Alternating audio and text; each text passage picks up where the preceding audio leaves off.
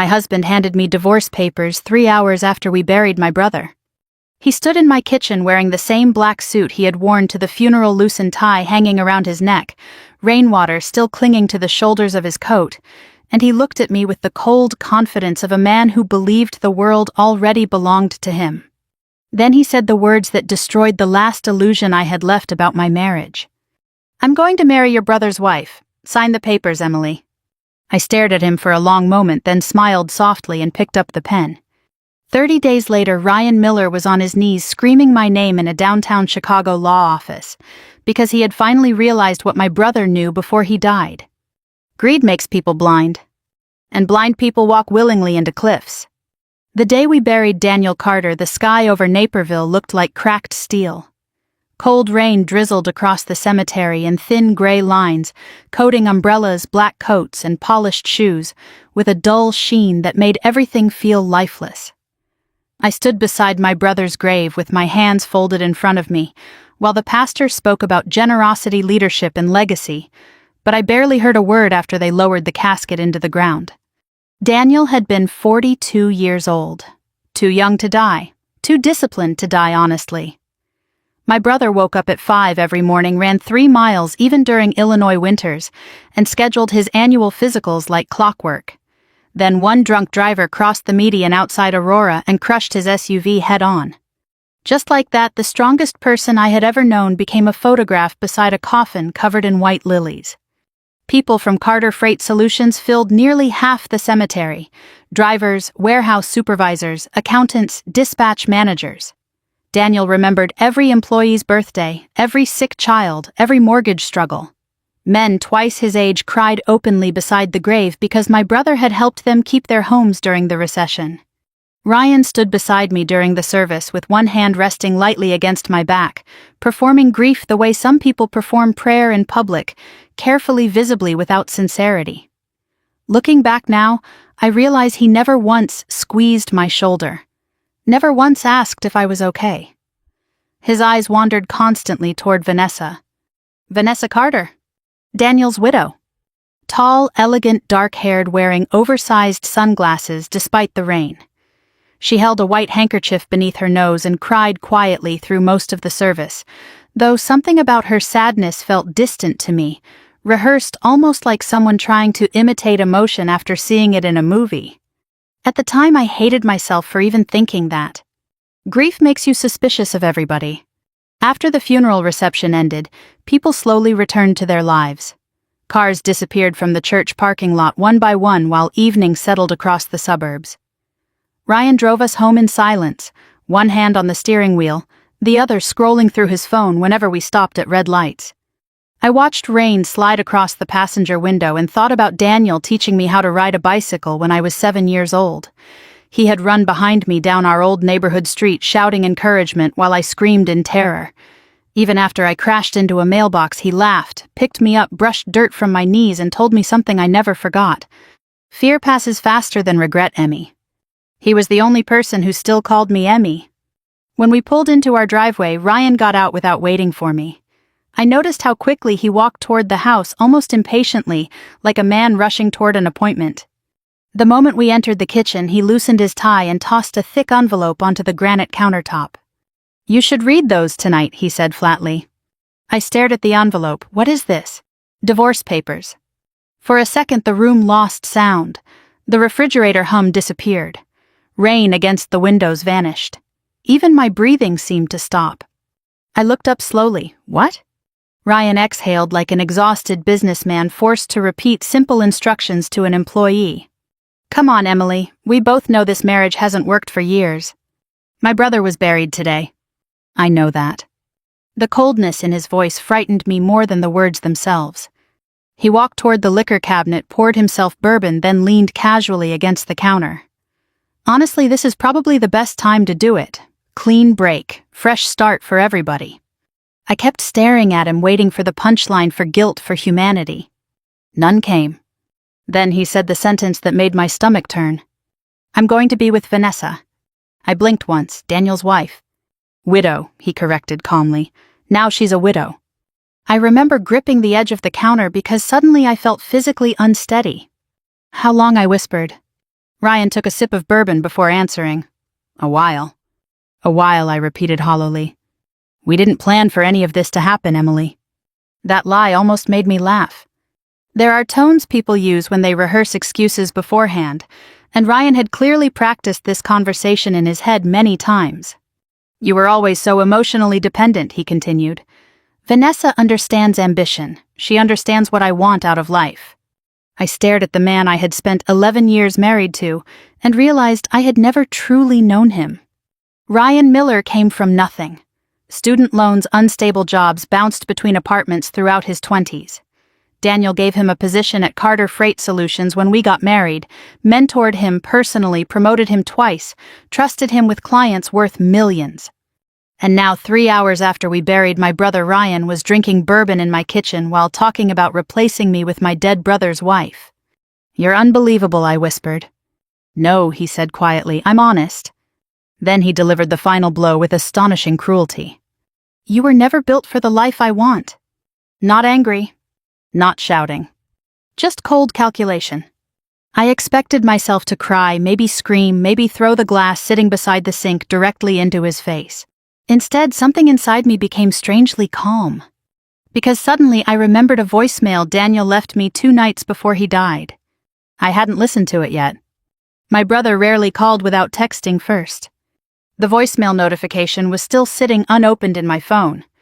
Ryan slid the papers closer to me. Just sign them, we can avoid dragging this out. I looked at the documents. Illinois no-fault divorce, waiver clauses, asset separation. Fast. Efficient. Prepared in advance. Which meant he had planned this before Daniel died.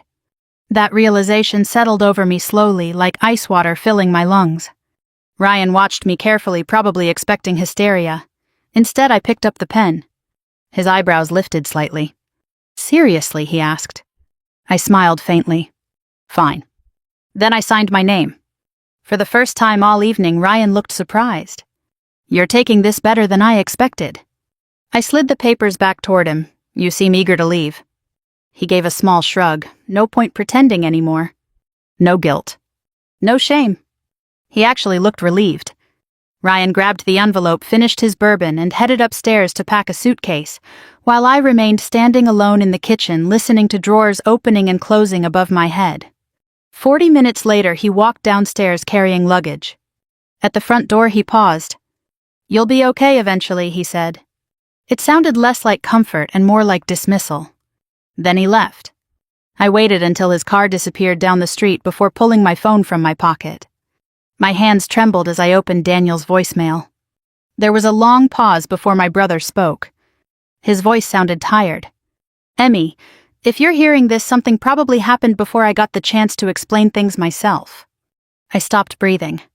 Then Daniel said quietly, Don't trust anyone until Richard Lawson reads the will. For 3 days after Ryan left, I barely slept. Not because I missed him. That part surprised me the most. I kept waiting for heartbreak to arrive in full force, for the devastation of losing my husband to finally crush me beneath its weight, but instead, I felt something colder, heavier, more complicated. It was the feeling people get when they survive a car accident and suddenly replay every ignored warning sign from the last 10 miles of road. Because once the shock faded, memory became merciless. Ryan's late nights at the office, his sudden obsession with designer suits, the expensive watch he claimed came from a sales incentive program, the way Vanessa laughed too hard at his jokes during company dinners, all of it rearranged itself into something ugly and obvious. I spent most of those first days alone in the house, walking from room to room in silence, while spring rain battered the windows. Friends called constantly, offering condolences for Daniel, concern about the divorce casseroles I never touched, but I ignored nearly everyone except my mother. Even then, I didn't tell her the truth. At 70 years old, after losing her son, she didn't deserve another wound. Meanwhile, Ryan and Vanessa weren't hiding anything anymore. Not even a little. The first picture appeared on Facebook 4 days after the funeral. Vanessa sat beside Ryan at Gibson's Steakhouse downtown, holding a wine glass, while he smiled at the camera with one arm around her waist. Someone had tagged the location. Someone else had commented, "Beautiful couple." Beautiful? I stared at that word for a long time. Daniel had been dead less than a week. By the following weekend, they were posting photos from Lake Geneva, boat rides, expensive cocktails, smiling beneath blankets beside outdoor fire pits. Ryan wore Daniel's navy cashmere coat in one picture, the coat my brother bought in Milan during a business trip 3 years earlier. That nearly broke me. Not because Ryan looked happy, because Daniel had trusted him completely. There is something uniquely horrifying about betrayal after death. The dead cannot defend themselves, cannot revise mistakes, cannot withdraw love from people who no longer deserve it. The dead remain loyal forever. The living do not. On the 7th morning after the funeral, I drove to Carter Freight Solutions for the first time since Daniel's death. The headquarters sat just outside downtown Chicago, a 6-story glass building Daniel purchased after expanding the company nationwide. He started with 3 delivery trucks and a rented warehouse in Joliet. 20 years later, the company handled freight contracts across 6 states. I parked underground and sat inside my car for almost 10 minutes before forcing myself upstairs. The moment I stepped onto the executive floor, conversations stopped. Not dramatically. Just enough. Enough for me to feel it. People looked at me with sympathy, first then discomfort, because corporate offices survive on gossip, the same way small towns survive on weather. Everybody already knew Ryan moved in with Vanessa. Everybody. Megan, Daniel's longtime assistant, hurried toward me, looking furious on my behalf. "Oh my God," she whispered, hugging me tightly. "Emily, I'm so sorry." I nodded weakly. "How bad is it around here?" Megan glanced toward the corner offices before lowering her voice further. "Ryan's been acting like he already owns the place." That tightened something in my chest. "What does that mean?" "He's been sitting in Daniel's office every day." Of course he had. Megan hesitated. "And Vanessa's been here too." I closed my eyes briefly. The cruelty of some people has no bottom. Megan guided me toward the conference room and handed me coffee while quietly filling me in. Ryan had started inserting himself into leadership meetings, despite technically holding only a regional sales position. Vanessa had apparently begun discussing future restructuring ideas with senior staff, as though she were preparing to become executive leadership. They were moving fast. Too fast. Almost like people terrified of losing momentum. That thought stayed with me. When I finally walked into Daniel's office, I nearly turned around immediately. Everything still smelled like him: cedarwood cologne, coffee paper, cold Chicago air, drifting through partially opened blinds. His framed Northwestern diploma hung beside photographs from company charity events, and his desk remained perfectly organized, because Daniel believed clutter reflected weakness of thought. But one thing had changed. Ryan sat behind my brother's desk, my brother's chair, wearing my brother's coat. The sight made my stomach physically twist. Ryan looked up from a spreadsheet and smiled casually, as if none of this were insane. "Emily," he said smoothly, "you should have called first." I stared at him in disbelief. "What are you doing in here?" "Working." This was Daniel's office. Somebody has to step up. The arrogance in that sentence stunned me. Ryan leaned back comfortably. "Honestly, the company needs stability right now. Employees are nervous." "You're a sales executive, not a CEO. Titles change." I looked around slowly, noticing several folders stacked beside him. Financial reports, investment documents, acquisition proposals. Ryan had already started digging through everything. "Did Daniel authorize this?" I asked quietly. Ryan smirked faintly. "Daniel's gone, Emily." The way he said it, cold, practical, almost impatient, made something shift permanently inside me. I suddenly understood my brother's voicemail differently. "Don't trust anyone until Richard Lawson reads the will." Not if? Not be careful. Don't trust anyone. Ryan stood and walked around the desk slowly. "Look, you should probably focus on healing right now. Let the people who understand business handle the company." The condescension would have enraged me weeks earlier. Now it only sharpened my attention. "Interesting," I said softly. "What is?" "You suddenly acting like this company belongs to you." His expression flickered briefly. Only for a second. But I saw it. Fear. Tiny. Hidden. Gone immediately afterward. Ryan folded his arms. Vanessa inherited Daniel's estate. There it was. The assumption underneath everything. He thought Vanessa controlled Daniel's fortune.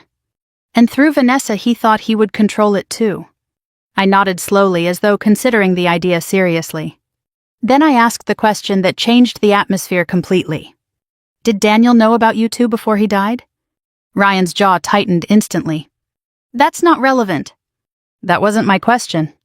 Silence stretched between us. Then Ryan looked away first. Interesting again. Before either of us spoke further, someone knocked lightly on the office door. Richard Lawson stepped inside.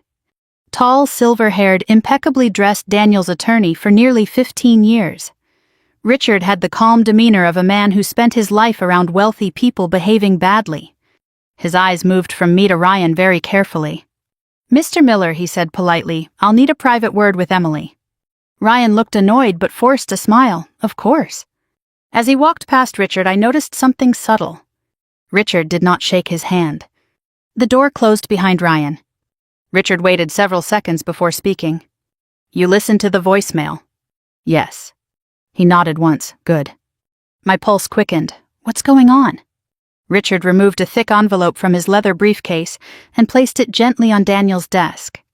"Your brother made several changes shortly before his death," he said carefully, "and he instructed me very specifically not to discuss them until 30 days had passed." "Why 30 days? Richard studied me for a long moment. "Because he said quietly your brother believed people reveal their true character when they think they've already won." The 30 days passed slowly for me and recklessly for Ryan. That difference mattered.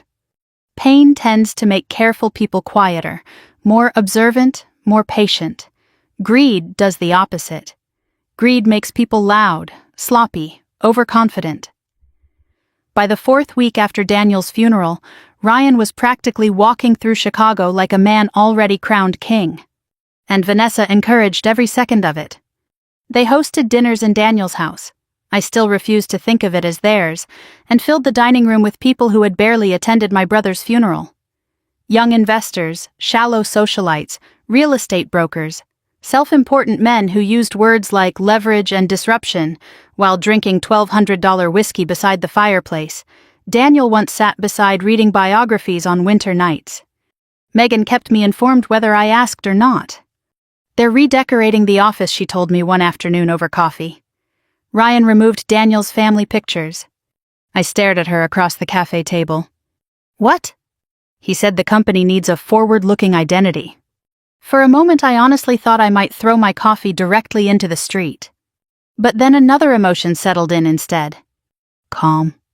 Because Richard Lawson had finally started returning my calls. And every conversation with him deepened the same quiet suspicion growing inside me. Daniel had known. Maybe not everything, but enough. Richard never explicitly said it over the phone. Attorneys like Richard Lawson survived because they understood precision, yet every carefully chosen sentence pointed toward the same truth. Daniel had spent the last months of his life preparing for something. Or preparing me. On the morning of the will reading, Chicago woke beneath low gray clouds and sharp spring wind rolling off Lake Michigan. I stood inside my bedroom for nearly 20 minutes trying to decide what to wear, which felt ridiculous considering my entire life had collapsed within a single month.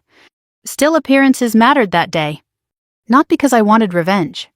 Because I suddenly understood Daniel had expected strength from me. So I chose simplicity. Black slacks. Cream-colored blouse. Minimal jewelry. No performance. No visible grief. Just composure. When I arrived at Lawson and Green downtown, reporters were already gathered outside the building entrance. Apparently, rumors about Daniel's estate had spread through local business circles. Carter Freight Solutions was worth far more than most people realized, and wealthy dead men attracted curiosity the way blood attracted sharks. Inside the elevator, I caught my reflection in the mirrored wall and barely recognized myself. 30 days earlier, I would have entered that office terrified. Now I felt strangely steady. By the time I reached the conference floor, Ryan and Vanessa had already arrived. Of course they had. Ryan stood near the windows wearing a charcoal suit Daniel once helped him buy for a corporate fundraiser. Vanessa sat beside the conference table in a fitted black dress, legs crossed, elegantly diamond earrings catching the overhead lights. They looked like a couple posing for a luxury magazine advertisement. Then Ryan noticed me. The smile on his face carried open triumph. "Well," he said casually, "you actually came." I ignored the comment and took a seat across the room. Vanessa studied me over folded hands. "How are you holding up, Emily?" The fake concern in her voice was almost impressive. I looked directly at her. "Better than expected." Ryan chuckled softly. "That's good. Healing matters." Healing. The man sleeping with my dead brother's widow was giving me emotional advice. I might have laughed if the situation weren't so grotesque. Richard Lawson entered precisely at 9 o'clock carrying several folders. His expression remained unreadable as always, though I noticed he greeted me first. "Emily." Then a brief nod toward Ryan and Vanessa. "Mr. Miller, Mrs. Carter." Vanessa straightened immediately. "Will this take long?" Richard sat at the head of the conference table. "That depends entirely on how everyone behaves." Something in his tone caused Ryan's smile to fade slightly. "Good."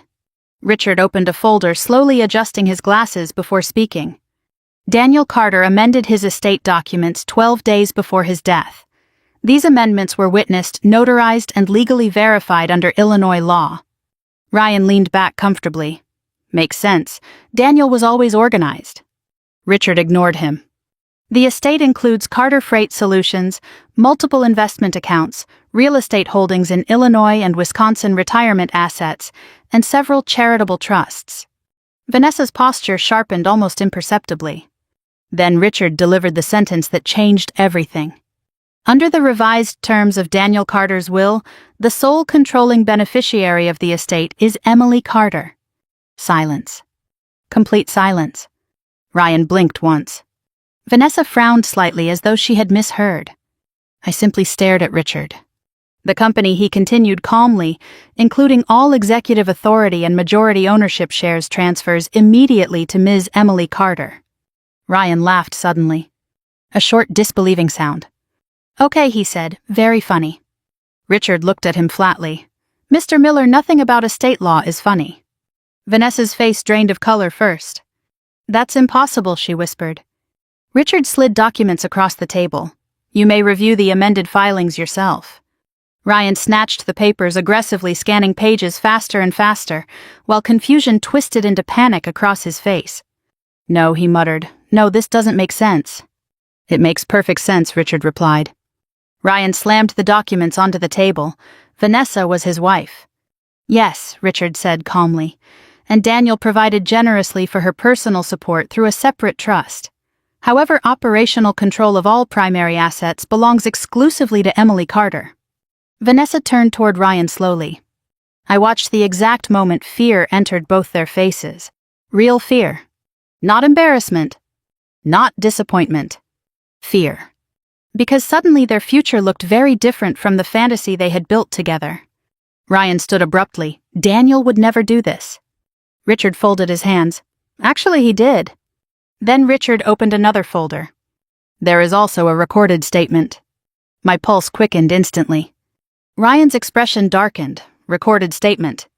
Richard pressed a button on a small remote. The television screen at the far end of the conference room flickered on. And suddenly my brother appeared. Daniel sat behind his office desk wearing a navy sweater, looking exhausted but focused. The video timestamp showed it had been recorded 4 days before his death. For one terrible second, grief punched the air from my lungs. Because there he was. Alive. Breathing. Looking directly into the camera. "If you're watching this," Daniel said calmly, "then Richard was right and things became ugly after I died." Ryan slowly sat back down. Daniel continued, "I spent years believing loyalty could be earned through generosity. I was wrong." The room felt frozen. Then Daniel looked directly into the camera with devastating clarity. "Ryan, I know you've been stealing from the company." Ryan went pale instantly. "And I know about Vanessa." Vanessa covered her mouth. I closed my eyes briefly. Daniel knew. All of it. Every disgusting detail. I stayed quiet because I needed proof, Daniel continued, and because I wanted my sister protected before the truth surfaced. Ryan suddenly exploded from his chair. "This is bullshit." Richard's voice turned razor sharp. "Sit down." Ryan ignored him completely. He manipulated this, Ryan shouted, pointing at me. Emily manipulated him. I almost pitied him then. Almost. Because desperate people become transparent very quickly. Richard calmly opened another file. There's one more matter, he said. Ryan turned toward him, breathing heavily. During your divorce filing, Richard continued, you voluntarily signed a full marital asset waiver, relinquishing future claims connected to Emily Carter's holdings. Ryan stared blankly. Then realization hit him. Hard. I watched the exact second he understood what he had done. He had rushed through the divorce believing I was worthless. Believing Vanessa held the fortune. Believing he had already traded up. But Daniel had left everything to me. Everything. The house. The company. The investments. Even the executive accounts Ryan had been using for weeks. Ryan's face turned white. No, he whispered. Richard's expression never changed. Effective immediately, he said, all unauthorized access to Carter Freight Solutions accounts and properties will be terminated. Vanessa slowly looked at Ryan like she was seeing him for the first time. And Ryan looked at me. Not with love. Not even hatred. With terror. Ryan Miller unraveled faster than I expected. Not publicly at first. Men like Ryan rarely collapse all at once. They crack in stages like ice weakening beneath too much weight. At the law office after Richard finished speaking, Ryan kept insisting there had to be another version of the will, another account, another explanation that would restore the future he thought he deserved. There wasn't. Daniel had prepared everything carefully. Every signature. Every transfer. Every legal protection. My brother had built freight routes across half the Midwest. Planning was second nature to him. He understood risk better than anyone I'd ever known, and somewhere during the final months of his life, he realized the greatest threat to his company was sitting across the dinner table pretending to be family. Vanessa left first. That part still amazes me. Not because she walked away. People like Vanessa always walk away once comfort disappears, but because of how quickly she did it. One moment she sat beside Ryan in stunned silence, staring at the estate documents with trembling hands. The next, she quietly stood, collected her designer handbag and looked directly at him with something close to disgust. You told me the company was practically yours already, she said coldly. Ryan looked at her desperately. Vanessa, wait. No, she snapped sharply. You said Daniel trusted you. I can explain this. But she was already backing away from him. For the first time since Daniel's funeral, I saw Vanessa without performance, without glamour, without practiced elegance. Beneath the expensive clothes and polished appearance stood a deeply practical woman, realizing she had invested herself in the wrong man. Then she looked at me. Not apologetically. Not kindly. Simply calculating whether speaking to me still held value. Apparently it didn't. She walked out without another word. Ryan stared after her like a man watching the last rescue boat leave a sinking ship. And somehow even then he still didn't fully understand why his life was collapsing. That was the frightening part. People consumed by greed rarely believe they are greedy. They see themselves as ambitious, deserving, smarter than everybody else. Ryan genuinely believed he had earned Daniel's success simply because he stood close enough to touch it. But proximity is not ownership. Richard ended the meeting shortly afterward. Security representatives from Carter Freight Solutions arrived quietly to collect Ryan's building credentials company, laptop parking access card, and executive account permissions. The humiliation happened with brutal professionalism. No shouting. No scene. Just procedure. Ryan looked at me repeatedly during the process, searching for softness, searching for the woman who used to protect him whenever life became difficult. But that woman had disappeared somewhere between the cemetery and the law office. Outside the building, cold wind whipped through downtown Chicago, while reporters shouted questions from behind barricades. I ignored them and headed toward the parking garage, but footsteps rushed behind me before I reached the elevator. Emily. Ryan grabbed my arm. Hard. I turned slowly. Up close, he looked terrible already.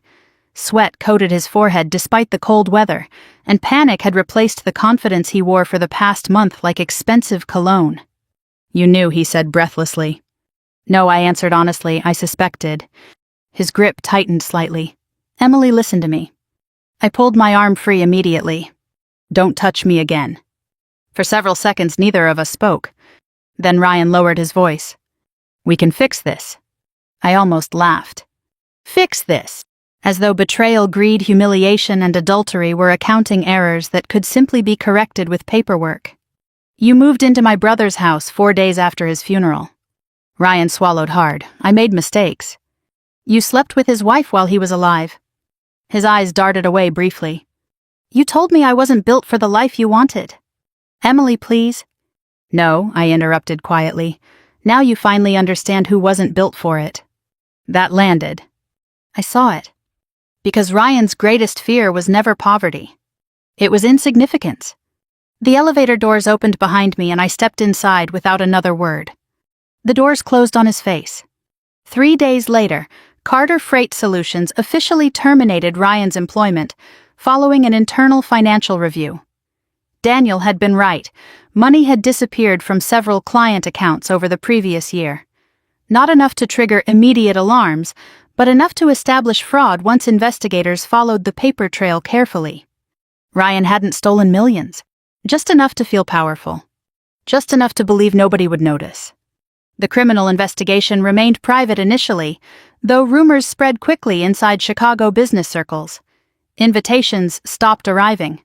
Calls went unanswered.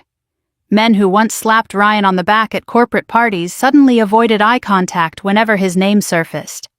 Social status in America is far more fragile than people admit. One scandal, one lawsuit, one public humiliation, and entire friendships evaporate overnight. Vanessa vanished from social media almost immediately after the will reading. According to Megan, she moved out of Daniel's house within a week. Apparently, she and Ryan lasted exactly 9 days after discovering the truth about the estate. 9 days. That was the grand love story that destroyed my marriage. Meanwhile, I spent nearly every waking hour inside Daniel's company trying to hold my life together. The first weeks terrified me. I understood accounting operations, payroll structures. Daniel involved me in the business for years, but leading an entire company felt overwhelming. Executives watched me carefully during meetings. Some were supportive, others clearly doubted whether the grieving younger sister could handle what Daniel built over 2 decades. But grief changes people. Especially women. People often mistake kindness for weakness until circumstances force kindness to become discipline. I started arriving before sunrise. Reviewing contracts. Meeting department heads. Walking warehouse floors in Joliet and Rockford. Listening more than speaking. And slowly something unexpected happened. Employees began trusting me. Not because I was brilliant. Because I cared the way Daniel cared. Truck drivers stopped me in loading docks to tell stories about how Daniel once paid medical bills for injured employees. Warehouse managers shared ideas nobody bothered presenting to Ryan because he never listened unless profits were attached. For the first time in years, I realized I wasn't invisible. I had simply spent too much of my life standing beside louder people. Then, one rainy Thursday evening in late May, Ryan appeared outside my house. I saw him through the front window before he knocked. He looked thinner already. Older. The expensive suits were gone, replaced by wrinkled clothes and exhaustion. Rain soaked his hair while he stood beneath the porch light, staring at the door like a man approaching a church after years without faith. Part of me considered pretending I wasn't home. Instead, I opened the door halfway. What do you want? Ryan's voice cracked immediately. I lost everything. I stared at him quietly. Not because I enjoyed his suffering. Because I remembered the version of him I once loved, and there is something deeply unsettling about watching a familiar face become unrecognizable. You made choices, I said calmly. Tears filled his eyes suddenly. Real tears this time. I was stupid. Yes, I thought. He swallowed hard. I thought success would finally make me enough. That sentence lingered between us. Because underneath the greed, underneath the arrogance, Ryan had always carried enormous insecurity. Daniel's success fascinated him because Ryan confused wealth with worth. He believed money could erase shame, erase failure, erase the fear of being ordinary. It never can. I loved you, he whispered desperately. I looked at him for a very long time. Then I answered with complete honesty. I think part of you did. That hurt him more than anger would have. Ryan stepped closer, suddenly voice breaking. Please, Emily, please give me another chance. And then there, on the wet front porch beneath cold Illinois rain, Ryan Miller dropped to his knees, crying, begging, destroyed by the same greed he once mistook for ambition. But the moment that stayed with me forever wasn't his apology. It was what happened next. His eyes drifted past me into the living room, landing on the framed photograph sitting above the fireplace. Daniel smiling beside us during Christmas 3 years earlier. Ryan stared at that picture, and finally understood the full weight of what he had betrayed. Ryan stayed on his knees for several seconds after the silence settled between us, rain dripping from his hair onto the wooden porch beneath him, shoulders trembling beneath a cheap gray jacket that looked nothing like the tailored coats he used to wear to charity galas and executive dinners. For the first time in 11 years, he looked honest. Not impressive. Not charming. Not ambitious. Just honest. Broken people usually are. I stood there holding the door half open, while cold wind pushed damp air into the house, and somewhere in the distance thunder rolled softly across the suburbs. Ryan wiped his face with shaking hands, trying to regain enough dignity to continue speaking, but the words seemed trapped inside him now. Good. Some truths should hurt on the way out. Emily, he whispered again, voice raw, I know I don't deserve forgiveness. No, I said quietly, you don't. He lowered his head immediately. That answer landed harder than shouting ever could have. For a moment I almost pitied him again, and that frightened me more than anger. Compassion can be dangerous when directed toward people who mistake mercy for weakness. I understood that now in ways I never had before. Ryan looked up slowly. I would do anything to fix this. I studied him carefully. You can't. Another painful silence followed. Then I opened the door slightly wider and handed him an umbrella leaning near the entryway. Go home, Ryan. His face crumpled completely at those words because I think he finally understood something devastating in that moment. He no longer had one. Not really. Daniel's house belonged to the company trust now. Vanessa had vanished from his life. Most of his friends disappeared the moment his status collapsed, and the career he spent years building had turned radioactive overnight. Nobody in Chicago's logistics industry wanted to hire a man under financial investigation for fraud. Ryan took the umbrella slowly. I never meant for any of this to happen, he said weakly. I almost responded immediately, but then I stopped myself. Because that sentence revealed everything. People like Ryan never believe they are villains. They think disaster simply happens as though betrayal appears magically without decisions leading toward it, one selfish choice at a time. So instead of arguing, I said the only thing that mattered. You kept choosing yourself over everyone who loved you. His eyes filled again. Then he turned and walked back into the rain. I never saw him again after that night. Not in person. Months later, Megan told me Ryan had moved to Indiana and taken a low-level sales job with a small trucking supplier under a different name. The criminal investigation ended with a settlement agreement rather than prison time because Richard negotiated repayment terms quietly through Ryan's attorney. Daniel would have preferred that. My brother believed consequences should teach people, not simply destroy them. And strangely enough, I think losing everything finally forced Ryan to become the kind of man hardship could no longer hide from. As for Vanessa, she sold most of the jewelry Daniel had bought her and relocated to Scottsdale, Arizona. Occasionally, mutual acquaintances mentioned seeing her with wealthy older men at country clubs or charity events, always searching for another life to step into. Some people spend their entire existence mistaking comfort for love. That was punishment enough. Summer arrived slowly across Illinois that year. The company survived. Then stabilized. Then quietly began growing again. I worked harder than I ever had in my life. Some mornings I arrived before the warehouse lights turned on. Some nights I stayed so late the cleaning crews started recognizing me by name. At first I operated entirely on fear of failing. Daniel, fear of disappointing employees depending on us for paychecks, fear that everybody secretly believed Ryan had been right about me all along. But fear changes shape when confronted long enough. Eventually it becomes discipline. Then confidence. By August, I was leading executive meetings without notes. By September, I renegotiated a freight contract that increased regional revenue significantly. Drivers who once viewed me cautiously started greeting me the same way they used to greet Daniel, with warmth, with trust, with stories about their families and kids and mortgages. One afternoon, an older dispatcher named Harold stopped me near the loading docks in Joliet. "You know what the difference is?" he asked. "Difference between what?" "You and Ryan." I smiled faintly. I'm almost afraid to ask. Harold shrugged. "Ryan wanted the company to make him important. You want the company to take care of people." That stayed with me.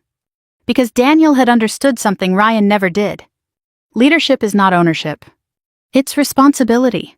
Late that fall, we launched the Daniel Carter Foundation, a scholarship program for children of company employees pursuing trade school logistics training or college degrees. Richard helped structure the nonprofit legally, while I personally reviewed applications every winter.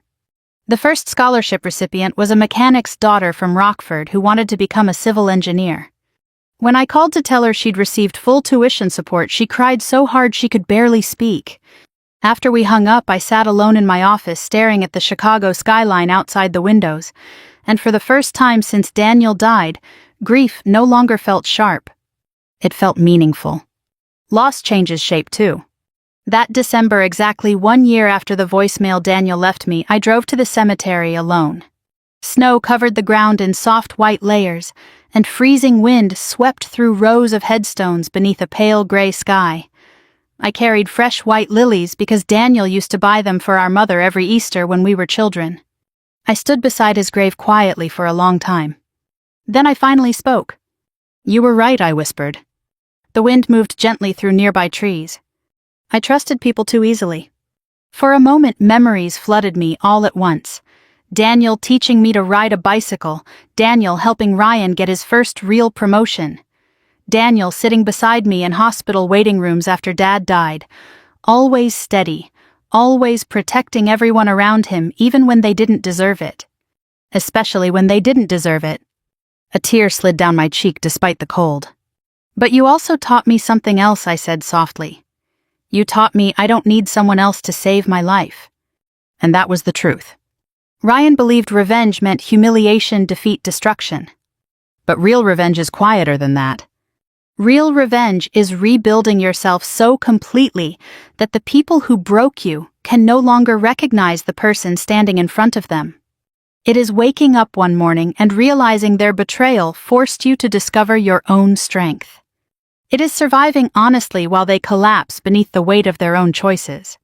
I placed the flowers carefully against Daniel's headstone. Then I smiled. Not because everything hurt less. Because everything finally made sense. As I walked back toward my car, sunlight slowly broke through the heavy winter clouds above the cemetery, spilling pale gold across the snow-covered ground. And for the first time in a very long time, the future no longer frightened me. It felt earned. If this story moved you, take a moment to reflect on the people you trust, the people who truly stand beside you when life becomes difficult, and the quiet strength that sometimes only appears after betrayal. And if you enjoyed this journey, don't forget to like, share, and subscribe, because somewhere out there, someone else may need the reminder that losing the wrong people can sometimes save your life.